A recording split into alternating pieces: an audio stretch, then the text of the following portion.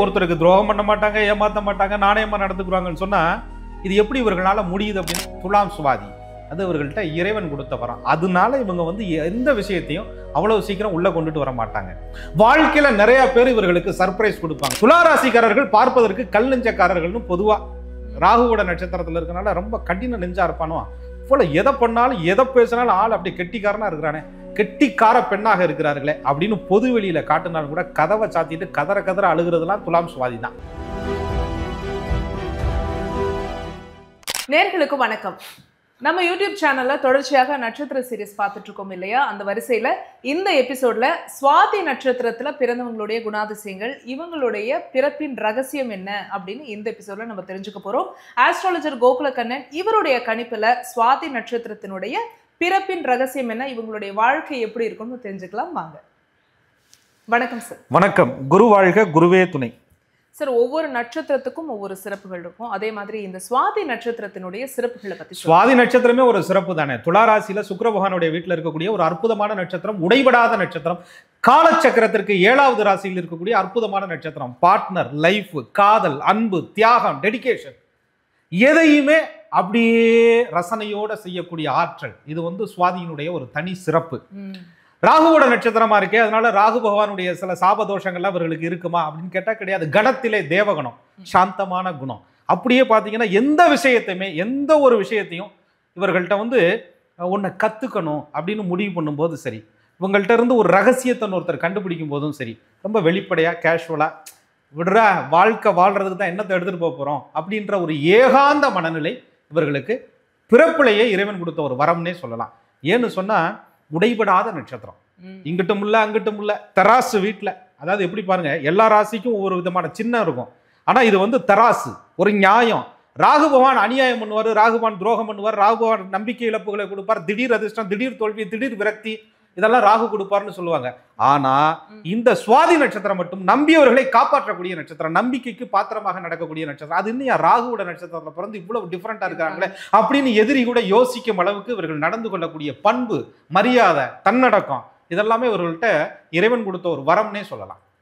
சரி சரி, இப்ப ராகு பகவான் நட்சத்திரத்துல பிறந்த இவங்களுக்கு எப்படி இவ்வளவு சிறப்புகள்? அதாவது ஒருத்தருக்கு துரோகம் பண்ண மாட்டாங்க, ஏமாத்த மாட்டாங்க, நாணயமா நடந்துக்குவாங்கன்னு சொன்னா இது எப்படி இவர்களால முடியுது அப்படின்னா, நம்மளால ஐபோன் மாதிரி எதையுமே அவ்வளவு சீக்கிரம் நீங்க டவுன்லோட் பண்ண முடியாது.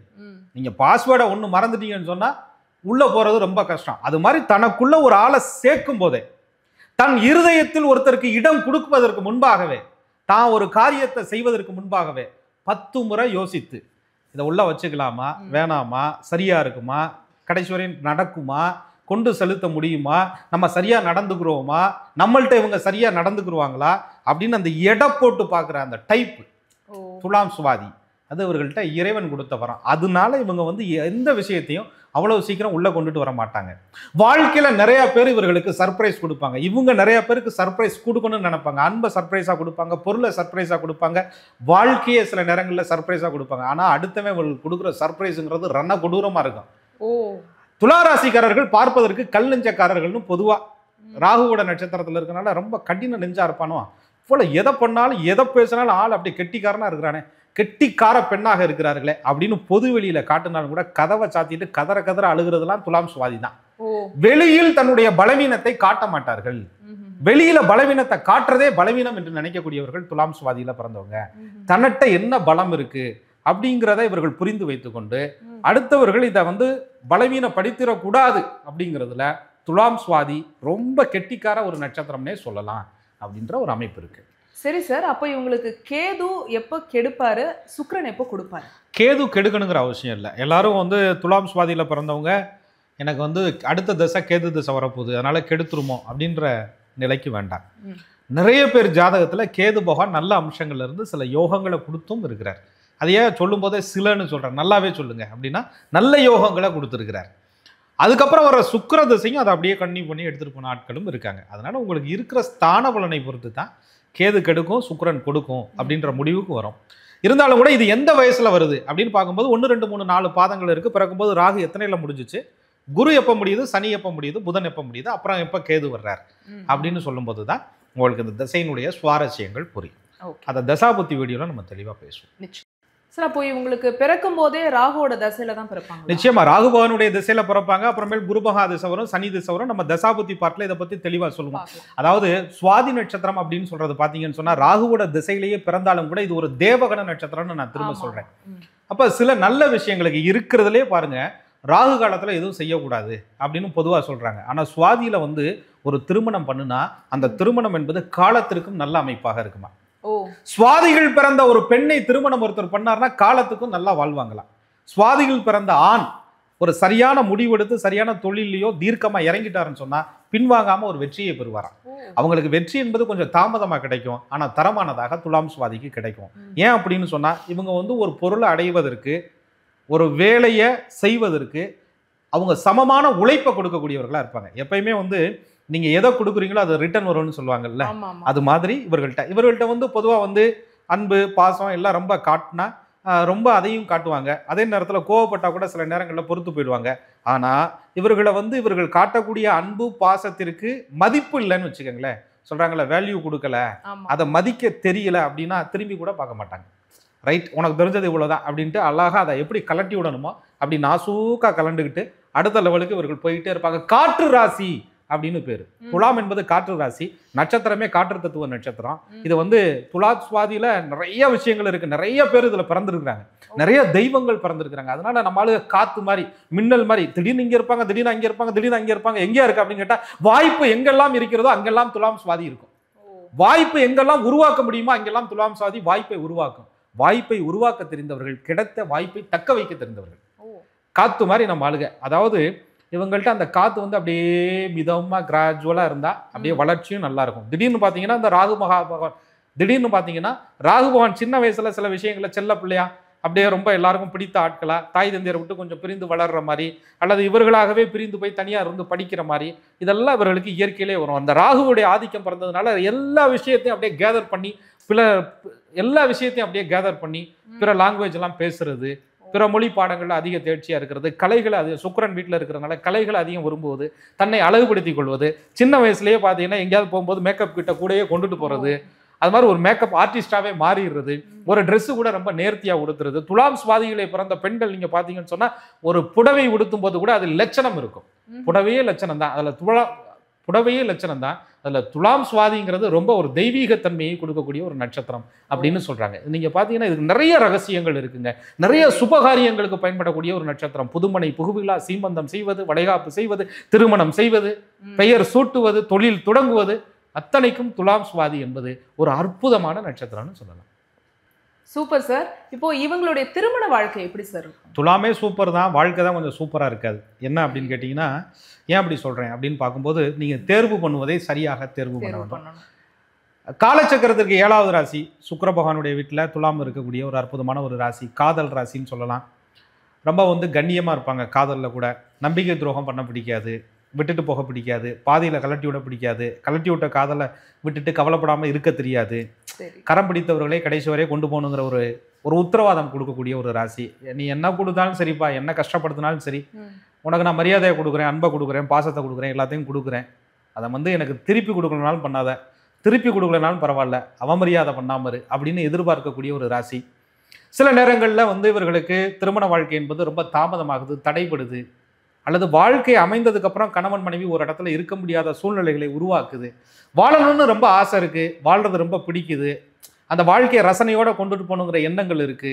கூட இருந்து ஒரு சின்ன சின்ன விஷயங்களை கூட ஒரு ஷேர் பண்றதுக்கு ஒரு கணவன் என்பது, ஒரு மனைவி என்பது ஒரு இணையா பார்க்கறத விட தன்னுள் ஒரு பாதியா, அர்த்தநாதேஸ்வரர் மாதிரி. அதனாலதான் காலச்சக்கரத்திற்கு 7வது ராசி பார்ட்னர் ராசின்னு பேரு. சரி பாதி. துலாம் ராசியில பிறந்த ஒரு ஆண் ஈகோ பார்ப்பதில்லை, ஒரு பெண்ணும் ஈகோ பார்ப்பதில்லை. ஒரு ஆணுக்கு சமமா ஒரு ஃபேனை மாட்டணும், ஒரு லைட்டை மாட்டணும், ஒரு ஃப்ரிட்ஜை சரி பண்ணணும் அப்படின்னு சொன்னா துணிந்து இறங்கி அது என்ன பிரச்சனையா இருந்தாலும் பரவாயில்லன்னு சொல்லி ஸ்பானர் எடுத்து அந்த வேலை செய்யற விதமே அழகு. ஆணாக இருந்தாலும் சொல்ல, நான் வந்து ஒரு ஆம்பளை, எனக்கு வந்து நான் அந்த வேலையெல்லாம் செய்ய முடியாதுங்கிற மாதிரி இல்லாம வீடு குப்பையா இருக்கு, உடனே விளக்குமாறு எரியா, கூட்டியா, தொடையா அப்படின்னு சொல்லிட்டு அந்த இருக்கிற நாட்களை கூட குழந்தைகளோடு மனைவியோடு அழகாக ஈகோ பார்க்காமல் கொண்டு போகக்கூடிய ஒரு ராசி. இவங்க வந்து எப்பயுமே பார்த்தீங்கன்னு சொன்னா தன்னை வந்து முன்னிலைப்படுத்த மாட்டாங்க, அடுத்தவர்களை முன்னிலைப்படுத்துவாங்க. அடுத்தவர்களுக்கு ஏதாவது ஒண்ணுன்னா அதை முதல்ல செஞ்சுட்டு அப்புறம் தனக்காக செய்வாங்க. அதுவே இவர்கள் வாழ்க்கையில வந்து திருமண வாழ்க்கையில உன்னை நீ பார்த்துக்கல, உனக்காக நீ எதையும் செஞ்சுக்கல, உங்களை நீங்கள் முன்னிலைப்படுத்தலை அப்படின்ற ஒரு விஷயமே இவர்களுக்கு பலவீனமாக மாறி அப்படிங்கிற ஒரு விஷயமே இவர்களுக்கு பலவீனமாக மாறி உங்கள் வாழ்க்கையில் 3வது நபர்களால் பல பஞ்சாயத்துகளை கொண்டுட்டு வந்து பல பஞ்சாயத்துகளை கொண்டுட்டு வந்து கொடுக்கக்கூடிய அமைப்பு இவர்களுக்கு உண்டு. ஏன்னா மேஷம் அப்படிங்கிறது மேஷம் முதல் ராசி, காலச்சக்கரத்திற்கு 7வது ராசி துலாம். அங்கே வந்து சனி பகவான் உச்சம் பெறுறார். சுக்கிரன் வீட்டில் சனி பகவான் உச்சம் பெறுறது நல்லதாக இருந்தாலும் கூட இவர்களுக்கு மத்தியம வயதில் சனி திசை வரும்.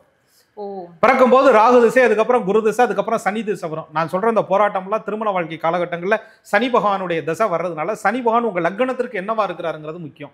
உதாரணமா நான் வந்து துலாம் சுவாதியில பிறந்தேன், நான் ஒரு சிம்ம லக்னத்துல பிறந்திருக்கேன், எனக்கு இப்ப சனி திசை நடந்துகிட்டு இருக்குன்னா ராசிக்கு பூர்வ புண்ணியாதிபதி, லக்னத்திற்கு 7 பாதகாதிபதி உங்களை வந்து ரொம்ப திருமண வாழ்க்கையில குடும்ப பேர்ல குடும்ப நலன்ல நிறைய விஷயங்களுக்காக உங்களை தியாகம் பண்ண வச்சுட்டு கடைசியில் வந்து இந்த தெராசு ஒன் சைடாகவே போய்கிட்டு இருக்கிற மாதிரி இந்த பக்கம் வந்து அதுக்கு ஈக்குவலாக ஏதாவது வச்சா தாயா சமத்துக்கு வருங்கிற மாதிரி எதை வைக்கிறதுன்னு தெரியாமல் அது வந்து ஒரு மாதிரி அப்படியே கஷ்டமாக கொண்டு போகும். அந்த கட்டங்களில் கொஞ்சம் கவனமாக முடிவெடுத்தா வாழ்க்கை சிறப்பானதாக துலாம் சுவாதிக்கு இருக்கும். சார், இப்போ இவங்களுக்கு வந்து இந்த திருமண வாழ்க்கையை பார்த்து தேர்ந்தெடுக்கணும் அப்படின்னு சொல்றீங்க. இப்போ இந்த திருமண வாழ்க்கையை எப்படி தான் சார் இவங்க தேர்ந்தெடுக்கணும்? அதாவது பார்த்து தேர்ந்தெடுக்கிறதுங்கிறதுக்கு ஆப்ஷன் இருக்கு. ஏற்கனவே தேர்ந்தெடுத்தாச்சு. நீ சொல்ற மாதிரி 10 பொருத்தம்லாம் பார்த்து தான் தம்பி பண்ணா 10 பொருத்தமும் பக்காவா இருக்குது, ஆனால் வாழ்க்கை தான் பக்காவா இல்லை அப்படின்ற மாதிரி தான் பெரும்பான்மையா துலாம் சுவாதியில இருக்கிறாங்க. இது ஏன் அப்படின்றத பார்க்கும்போது அங்கேதான் நான் திரும்ப தசாபதிக்கு உள்ள வந்துறேன். ஐயா மத்தியம வயசுல வாழக்கூடிய வயசுல வாழ்ந்துகிட்டு இருக்கிற வயசுல சனி மகாதிசை வரப்போகுது. நீங்க துலாத்துல சுவாதி நட்சத்திரத்துல 1ஆம் பாதம் பிறந்திருந்தீங்கன்னு சொன்னா ராகு திசை ஒரு குறிப்பிட்ட வருஷம் முடிஞ்சு குரு திசை முடிஞ்சு வாழ்ந்துகிட்டு இருக்கும்போது சனி திசை. 2-3 பாதங்கள்ல பிறந்திருந்தீங்கன்னா கரெக்டா திருமணம் பண்ற வயதுல சனி திசை. 4வது பாதத்துல பிறந்திருந்தேன்னா சும்மா பிறக்கும் போதே அப்படியே ராகு அப்படி லேசா அப்படியே டச் பண்ணி விட்டு குரு கையில கொடுத்துட்டு ஐயா மிச்சத்தை நீங்க பாத்துக்கங்கன்னு சனி பகவான் கையில கொடுத்துட்றாரு. அப்ப அந்த சனி மகா திசை உள்ள வர்றதுனால உங்கள் லக்னத்திற்கு சனி எதிர் துருவமா இருக்கும்போது தாமதப்படுத்துவேன், தடைப்படுத்துவேன், எல்லாத்தையும் படுத்துவேன், கல்யாணத்தை கொடுத்ததுக்கப்புறம் வாழ விடாமல் எல்லாத்தையும் பண்ணுவேன் அப்படின்ற மாதிரி ஒரு நிலையை அந்த சனி பகவான் வந்து சில விஷயங்களை கொடுப்பாருங்கிறதுனால திருமண பொருத்தம் பார்க்கும்போது மேக்சிமம் அதில் சொல்லுவாங்க சுவாதி அப்படின்னு சொன்னால் இது வந்து தேவகண நட்சத்திரம், மிருகத்தில் வந்து ஆண் எருமை, பிறவிலிருந்து தேனியாக வரும். அப்போ வந்து இந்த எருமைக்கு குதிரை பகை அப்படின்னு சொல்கிறது. அப்போ அஸ்வினி நட்சத்திரம் இவர்களுக்கு பொருந்தாத நட்சத்திரமாக போயிடும் அப்படின்னு சொல்கிறாங்க. அப்போ இதே சுவாதி நட்சத்திரத்தில் பிறந்தவர்களுக்கு திருவாதிரை சுவாதி சதயம் தன்னுடைய ஏக நட்சத்திரமே இவர்களுக்கு பொருந்தாத நட்சத்திரம் அப்படின்ற மாதிரி இவர்களுடைய அமைப்புக்கு எடுத்துறோம். அப்போ இதில் வந்து தினம் கணம் மகேந்திரம் ராசி ரஜ்ஜு வேதை நாடி யோனி ராசி அதிபதி இப்படிலாம் 12 பொருத்தங்கள் பிரித்து பெண்ணுக்கு நடக்கக்கூடிய தசாபலன். இப்போ உங்களுக்கு சனி திசை நடக்குதுன்னா ஆணுக்கும் சனி திசை நடக்கக்கூடாது, அது ஆணோ பெண்ணோ வச்சுக்கலாம். உங்களுக்கு புதன் திசை நடக்குதுன்னா அவர்களுக்கும் புதன் திசை நடக்கக்கூடாது, இது தசா சந்தியில் கொண்டுட்டு வந்து விட்டுரும் அப்படின்னு சொல்லி அதை பார்த்து மேக்சிமம் தீர்மானம் பண்ணும்போது பெரிய பிரச்சனைகள் வந்தாலும் அது வந்து சமாளிக்கக்கூடிய அளவுக்கு இருக்கு. இது ஒரே தசாநாதனா வருது, அல்லது நான் எருமையும் குதிரை யோனிகளா இருக்கு, அல்லது ரஜ்ஜு வந்து பிரச்சனையா இருக்கு அப்படின்னு சொல்லும்போது இது அப்படியே ஸ்ட்ரெஸ்ஸாகவே இவர்களுக்கு கொண்டுட்டு வருது. ஏன் அப்படி மற்ற அமைப்புகளை விட நான் இந்த இடத்துல ரொம்ப கவனமாக சொல்கிறேன் அப்படின்னா, ஒரு ராசியினுடைய ராசியாதிபதி என்னவோ அதனுடைய மனநிலை தான் ஒருத்தருக்கு அதிகமாக தூண்டப்படும். துலாம் சுவாதிக்கு ராசியாதிபதி என்று சொல்லக்கூடிய சுக்கிரன் ஆசாபாசங்களை கொடுக்கக்கூடியவர். வாழணுமையா, வாழ்ந்து சாகணும், நல்லா அனுபவிக்கணும், பிறந்தது ஒரு முறை, அதை நல்லா அனுபவிச்சுட்டு போகணும், எல்லா நாட்டுக்கு போகணும், டூர் போகணும், சுற்றணும். துலாம் ராசிக்கு தனிமை என்பது பிடிக்கவே பிடிக்காது. துலாம் ராசி சுவாதி நட்சத்திரக்காரர்கள் தனியாக இருக்கும்போது கூட ஏதாவது ஒரு பாட்டு கேட்டுக்கிட்டே இருப்பாங்க, ஏதாவது ஒரு சவுண்டு ஒழிச்சுக்கிட்டே இருக்கணும், தூங்கும்போது கூட ஃபேன் சவுண்டாவது கடகடான்னு ஓடிக்கிட்டு இருக்கணும். அந்த தனிமையாக இருக்கிறது அப்படிங்கிறது ரொம்ப ரேரு. அது மீறி தனிமையாக இருந்தார்கள் என்றால் அது மாதிரி ஒரு ரணகொடூரம் எதுவும் இருக்காது. அவ்வளவு கஷ்டம் வந்தால் மட்டும்தான் உங்கள் தனிமையை மிக நேசிப்பார்கள். இல்லைன்னா மேக்ஸிமம் எல்லாரோடையும் இருக்கணும், சகஜமாக இருக்கணும், காமெடியாக இருக்கணும், சந்தோஷமாக இருக்கணும், சிரிச்சுட்டு பேசணும், பேசிக்கிட்டே ஒரு இடத்துல சாப்பிடணும், பேசிக்கிட்டே ஒரு இடத்துல போகணும், வெளியில் போய் உட்காந்து சாப்பிடணும், நிலாவை பார்த்துட்டு சாப்பிடணும். சில நேரங்களில் இந்த துலாம் ராசிக்காரர்கள் வெளிநாடு போகிறத ரொம்ப விரும்பக்கூடியவர்களாக இருக்கிறதுனால அங்கே போய் ஒரு லைஃப் பார்ட்னர் கிடச்சி அது ரீதியாக துக்கப்படுறது, அங்கே இருந்துக்கிட்டு இங்கே தன்னுடைய லைஃப் பார்ட்னர் இருந்துக்கிட்டு துக்கப்படுறது, இந்த மாதிரி அந்த லைஃப்பை பற்றிய கவலையை சுக்கிரன் கொடுத்துறாரு. அது ஒய்ஃபை பற்றிய கவலையாக அதிகமாகிடுது. அதுதான் பிரச்சனையே. சரி, இப்போ நீங்க இந்த வெளிநாடுன்னு சொன்னீங்கல்ல, இந்த வெளிநாட்டுல என்ன மாதிரியான வேலைகளை இவங்க தேர்ந்தெடுப்பாங்க? வெளிநாடுங்கிறத ரொம்ப விரும்புறாங்க. தன்னுடைய நிறுவனம் இங்க இருந்தா கூட அதை வந்து ஒரு எக்ஸ்போர்ட் ஏற்றுமதி தொழில், பொதுவா வந்து ஒரு சின்ன ஊறுகாய கம்பெனியா கூட, அது பெண்கள் வந்து சின்ன தொழிலா இருந்தா கூட அதை வெளியில வந்து பிராண்டிங் பண்றது, மார்க்கெட்டிங் பண்றது, மீடியா, அதே மாதிரி அதிகார பொறுப்புகள், அரசு துறைகள், இதெல்லாமே அந்த சுக்கிரனுக்கு உண்டான கலைத்துறை எல்லாமே இவர்களுக்கு சம்மந்தப்படுது. அதே மாதிரி மிகப்பெரிய ஒரு எழுத்தாளர்கள், கவிதை வாசிப்பவர், கவிதை எழுத்தாளர்கள், இதெல்லாமே பார்த்தீங்கன்னா துலாம் சுவாதியாக இருக்கிறாங்க. நிறைய ஆராய்ச்சி படிப்பு, ரிசர்ச் படிப்பு, மருத்துவத்திலே ஸ்பெஷலிஸ்டாக இருக்கிறது, இந்த சர்ஜன் பர்டிகுலராக இவர் வந்து ஹார்ட்டுக்கு ஸ்பெஷலிஸ்ட்னு சொல்கிறது, இதெல்லாமே பார்த்தீங்கன்னா துலாம் சுவாதி. ஆடை வடிவமைப்பாளர்கள், நிறைய பெண்கள் பார்த்தீங்கன்னா நிறைய பியூட்டிஷனாக இருக்கிறது, ரொம்ப அழகு பொருட்கள், அழகு சார்ந்த தொழில்களை செய்கிறது, ஒரு சின்ன விஷயத்தை கூட பிராண்டிங் பண்ணுறது, இதெல்லாமே துலாம் சுவாதிக்கு கைவந்த கலை அப்படின்னு சொல்லலாம். எந்த விஷயத்தையுமே நேர்த்தியாக பண்ணுவாங்க, நியாயமாக பண்ணுவாங்க, நடுநிலையோடு பண்ணுவாங்க. ஓகே, இப்போ கலைநயமிக்கவர்களா இருக்காங்க இவங்க சுவாதி நட்சத்திரத்துல பிறந்தவங்க. இவங்களுக்கு வந்து இந்த பண வரவு இவங்க வாழ்க்கையில எப்படி இருக்கும், அதே மாதிரி சொத்து சுகம்லாம் சேருமா சார்? அதாவது பண வரவை சம்பாதிக்கக்கூடிய அந்த காலகட்டங்களில் இவங்க பார்த்தீங்கன்னு சொன்னால் 2 பெரிய தசைகள். இவங்க வந்து ராகு குருவை முடிச்சுட்டு சனி புதன் அப்படின்ற தசாபலனுக்குள்ள இருப்பாங்க. பின்ன ஒரு தசை இருக்கு, கேது தசை இருக்கு. இந்த துலாம் சுவாதியில் பிறந்தவர்கள் சனி திசையில நல்லா சம்பாதித்து கேது மகா திசை கிட்ட போகும்போது கொஞ்சம் கவனம் இல்லாம இருந்துட்டாங்கன்னா அடுத்து வர சுக்கிர திசையை என்ஜாய் பண்ண முடியாது. சின்ன வயசுல அப்படி இருந்தேன், இப்படி இருந்தேன், அதுவா இருந்தேன், இதுவா இருந்தேன்ட்டு திரும்ப வந்து இவங்க சஸ்டைன் பண்ணி நிக்கிறதுக்கு சுக்கிர திசையில ரொம்ப முதல் பகுதியில கஷ்டப்படுவாங்க. அந்த சனி பகவானும் புதன் திசையும் இவர்களுக்கு கரெக்டா கொடுத்ததை கேது கொஞ்சம் கெடுத்துடாம வெளியில போயிடுறாருன்னு வச்சுக்கோங்களேன். சுக்கிர திசையில இவங்க வந்து அந்த எப்படி சொல்றதுன்னா ரொம்ப சூப்பரா, ரொம்ப அருமையா இவங்க வந்து அந்த தசாபலன்ல வாழ்வாங்க. சரி சார், அப்ப இவங்களுக்கு கேது எப்ப கெடுப்பாரு, சுக்கிரன் எப்ப கொடுப்பாரு? கேது வந்து கெடுக்கணுங்கிற அவசியமும் கிடையாது. உங்க ஜாதக அமைப்புல எங்கேயாவது குரு தொடர்பு நல்ல அமைப்புகள்ல இருந்தா கேதுவும் யோகத்தை கொடுப்பார். நிறைய பேர் கேதுனாலே கெடுக்குன்னு சொல்றோம். கேது பகவானும் நிறைய யோகங்களை கொடுத்துருக்காங்க. அப்ப அந்த கேது பகவான் கொடுத்த யோகங்கள் அப்படியே சுக்கிரனுக்கு உங்களுக்கு எடுத்துட்டு போகுமா அப்படின்றத வந்து உங்களுக்கு 1ஆம் பாதம், 2ஆம் பாதம், 3ஆம் பாதம், 4ஆம் பாதத்துல பிறப்பீங்க இல்லையா, அந்த பாதத்தை பொறுத்து இந்த ராகு மகா திசையினுடைய அளவு குறைஞ்சிருக்கும். ஓகே சார், இப்போ இந்த சுவாதி நட்சத்திரத்துல பிறந்திருக்கக்கூடிய மகான் எங்களுக்கு தெரிஞ்சவங்க சொல்லுங்க சார். வாயு தத்துவ ஒரு ராசி, நட்சத்திரமே வாயு தத்துவ நட்சத்திரம் தான். அதனால வாயு பகவான் நம்ம சொல்லும் போதே ஆஞ்சநேயரை சொல்லிடும். அனுமன் இந்த சுவாதியில அவதரித்ததாக சொல்லப்படுது. பீமன் சுவாதியில, சரஸ்வதி தேவி சுவாதியில, நரசிம்ம அவதாரம் சுவாதியில, இத்தனை சிறப்புகள் சுவாதி நட்சத்திரத்துக்கு இருக்குதுங்கிறத பெரிய அவர்கள் தெரிந்து கொள்ள வேண்டிய அற்புதமான ஒரு விஷயம் சொல்லுங்க சார். அப்போ இவங்களெல்லாம் இந்த சுவாதி நட்சத்திரத்துல பிறந்தவங்க வழிபட்டாங்கன்னா இவங்க வாழ்க்கை நல்லா இருக்கும். நிச்சயமா நான் தன்னுடைய நட்சத்திரத்தில் ஜனித்தவர்களை வழிபடுவது சிறப்பு. அதை விட இந்த 1ஆம் பாதம், 2ஆம் பாதம், 3ஆம் பாதத்தை பொறுத்து நட்சத்திர சாராம்சம், அதாவது நவாம்சத்தினுடைய பலன் மாறும். தனக்கு சாதகமான நட்சத்திரம், தனக்கு எதிரான நட்சத்திரம், இந்த நட்சத்திரத்தை பயன்படுத்தினா நமக்கு இப்படி ஒரு நன்மைகள் இருக்கு அப்படின்னு சொல்லக்கூடியது மாதிரி. அதுக்கப்புறம் வந்து இந்த நட்சத்திரத்திற்கு இது அதிதேவதை, அவங்கள இந்த ஓரைகளில் வழிபாடு பண்றது. இந்த நட்சத்திரத்தினுடைய பட்சி என்ன, பஞ்சபட்சி சாஸ்திரம்னு ஒரு அமைப்பு இருக்கு. அதுல வளர்புரை, தேய்புரை அப்படின்னு சொல்லக்கூடிய சில விஷயங்கள் இருக்கு. வளர்புரையில் பிறந்து அரசு, நடை, ஊன், சாவு, துயில் இப்படின்னு 5 விதமான காலங்கள். தேய்புரையில் பிறந்தவர்களுக்கு அரசு, நடை, ஊன், சாவு, துயில் இந்த 5 விதமான காலங்கள். இதை எப்படி நம்ம பயன்படுத்தி வாழ்க்கையில வந்து ஒருத்தர் தொழிலில், வழக்குல, பிரச்சனை இல்லை, தனக்கான அடுத்த முன்னேற்றத்திற்கு இதை எப்படி பயன்படுத்திக்கிறது அப்படின்னு ஒரு நட்சத்திரத்தை பயன்படுத்தி வாழ்க்கையில் வெற்றி பெறக்கூடிய சூட்சமங்கள், அதனுடைய வழிபாடுகள், அதனுடைய தான தர்மங்கள். ஒன்றும் இல்லைங்க, ஒரு நட்சத்திரத்தன்னைக்கு போய் ஒரு வில்வம் வந்து ஒரு கோவிலில் நட்டு வைக்கிறது, ஒரு நட்சத்திரத்தன்னைக்கு ஒரு துளசி வாங்கி பெருமாள் கோவிலில் கொடுக்கறது, தன்னுடைய ஜென்ம நட்சத்திரத்திற்கு யோக நட்சத்திர நாட்களில் கொண்டு போய் ஒரு வஸ்திர தானம் செய்வது, நதிகளில் நீராடுவது, புண்ணிய சேத்திரங்கள் போய் உட்கார்ந்துட்டு வர்றது, இதெல்லாமே பார்த்தீங்கன்னா நமக்கு யோக கர்மாக்களாக யோகமாக மாறி நம்மளை வழி நடத்தும் அப்படின்னு சாஸ்திரம் சொல்லுது. சரி, இந்த துலாம் சுவாதி பத்தி நிறைய சிறப்புகள் சொல்லியிருந்தாலும் கூட இந்த வாழ்க்கை அப்படின்னு எடுத்துக்கும் போது இந்த தசாபுத்தி பலன்களை வச்சு நம்ம முடிவு பண்ணணும் அப்படின்னு சொல்லியிருக்கீங்க.